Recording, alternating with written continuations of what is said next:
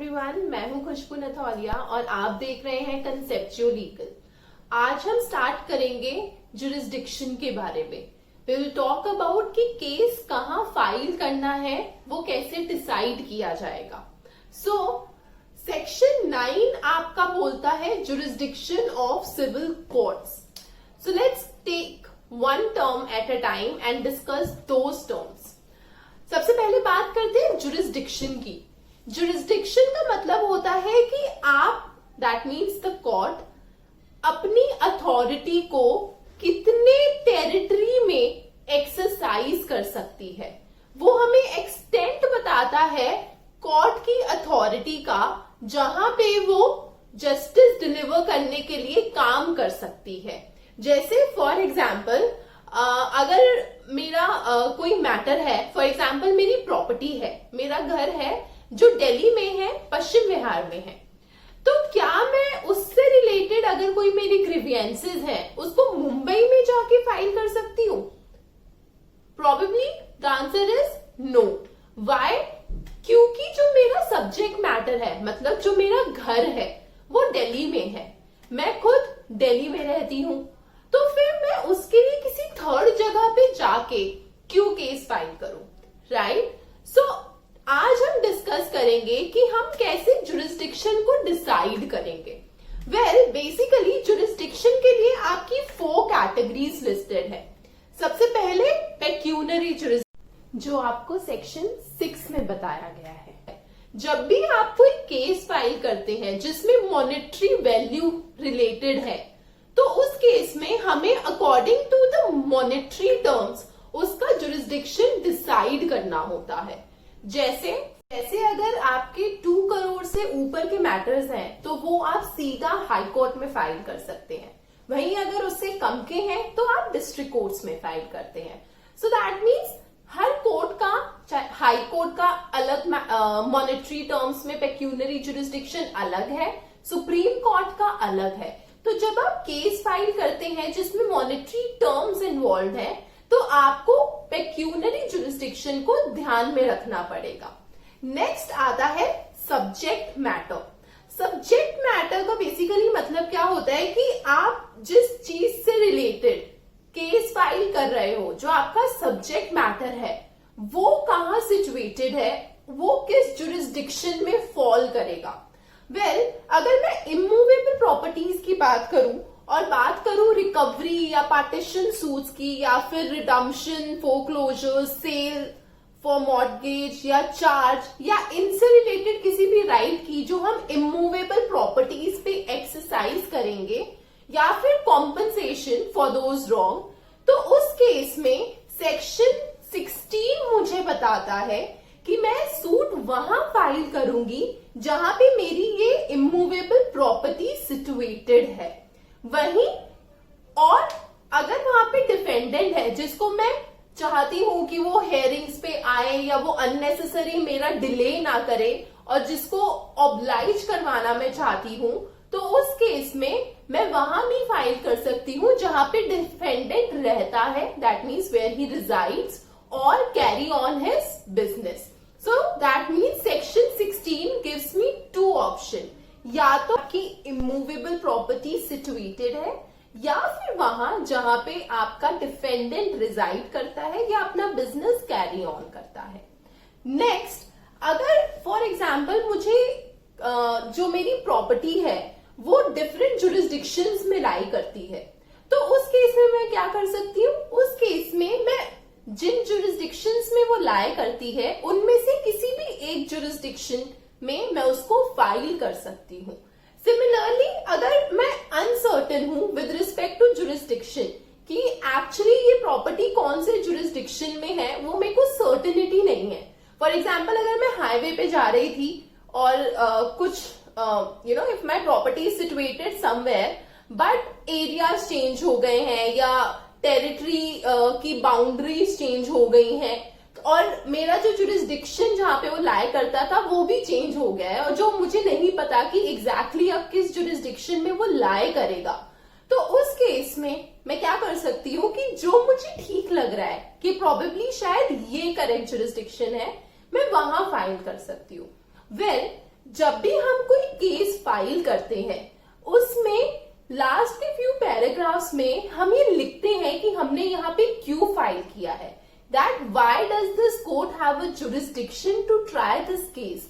आप वहां पे स्पेसिफाई करेंगे कि आपने इस कोर्ट में ही क्यों किया, और अगर उस डिफेंडेंट को फॉर एग्जाम्पल उसको कॉन्ट्रावीन करना है या he do not support that view, then he should place his objection at the very first instance.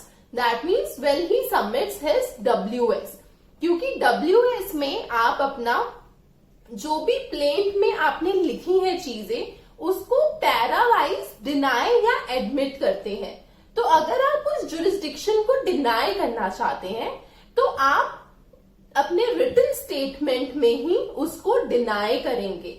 अगर आप उस टाइम ऐसा नहीं करते so it is deemed that you have accepted it. फिर later on आप उसको deny नहीं कर सकते। Same is provided under section 21, right? So that means चाहे वो pecuniary jurisdiction से related है या subject matter से या territorial से, जहां से भी वो related हो, आपको अगर objection file करना है, you need to do it at the very first instance. Alright, moving ahead. Similarly ये तो हो गई हमारे 16, 17, 18 में इमूवेबल प्रॉपर्टी की बातें। अब अगर हम मूवेबल प्रॉपर्टी के बारे में बात करते हैं या फिर हम उन रॉन्ग के बारे में बात करते हैं जो किसी पर्सन के अगेंस्ट कमिट हुआ है, उस केस में we will see the provisions of section 19। Section 19 हमें ये बताता है कि in case of compensation for wrong to a person और मूवेबल प्रॉपर्टी, प्लेंटिफ के पास ऑप्शन है, वो चाहे तो वहां केस फाइल कर सकता है जहां पे डिफेंडेंट रिजाइड करता है, या फिर he carries on his business या गेन के लिए काम करता है।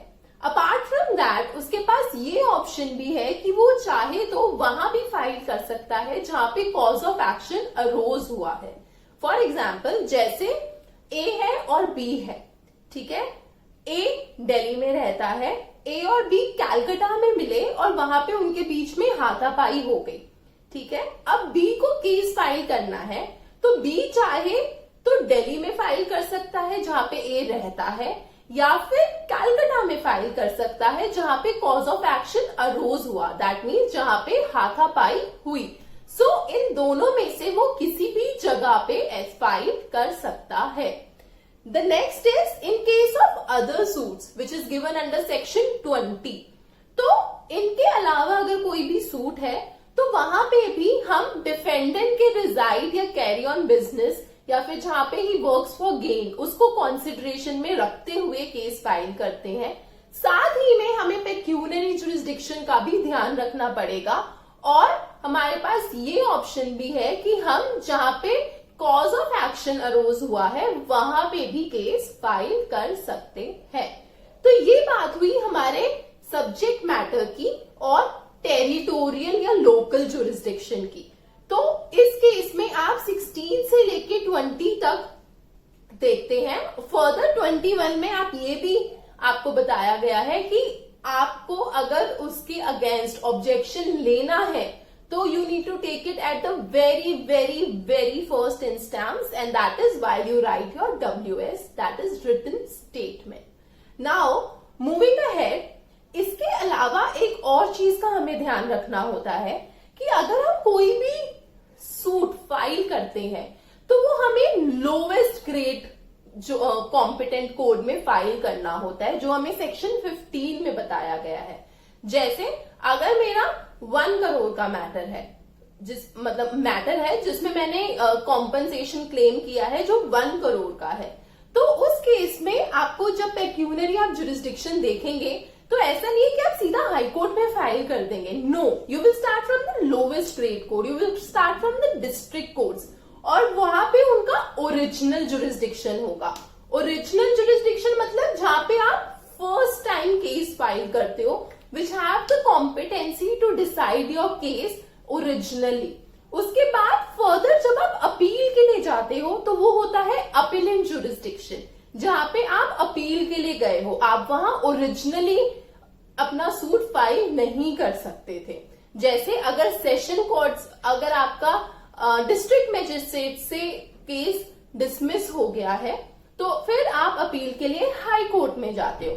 सिमिलरली हाई कोर्ट है, फिर आप अपना डीबी देखते हैं, आप अपने बेंचेस की हायरार्की देखते हैं, कोर्ट्स की हायरार्कीज देखते हैं। नाउ हमने प्लेस ऑफ सुइंग की बात की, जुरिस्डिक्शन की बात की। दैट मीन्स जहां पे प्लेंटिफ ये डिसाइड करता है कि उसको केस कहां फाइल करना है after going through the various options he have. अब डिफेंडेंट के पास क्या राइट्स है? डिफेंडेंट ऑब्जेक्ट कर सकता है, yes that is there.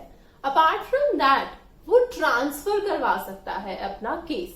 Well transfer के लिए क्या होता है कि अगर आपके, जैसे मैंने बोला कि for example you can file your case जहां पे कॉज ऑफ एक्शन हुआ है या फिर जहां पे प्लेंटिफ डिफेंडेंट रिजाइड करता है या अपना बिजनेस कैरी ऑन करता है, so on and so fourth.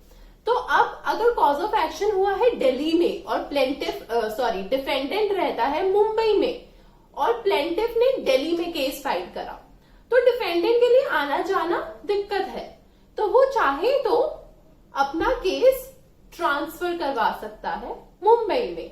क्यों? क्योंकि वहां पे ऑल्टरनेट जुरिस्डिक्शन है। दैट मीन्स दिल्ली में भी जुरिस्डिक्शन बनता है, मुंबई में भी बनता है, तो वो ऑल्टरनेट जुरिस्डिक्शन की वजह से अपना सूट ट्रांसफर करवा सकता है।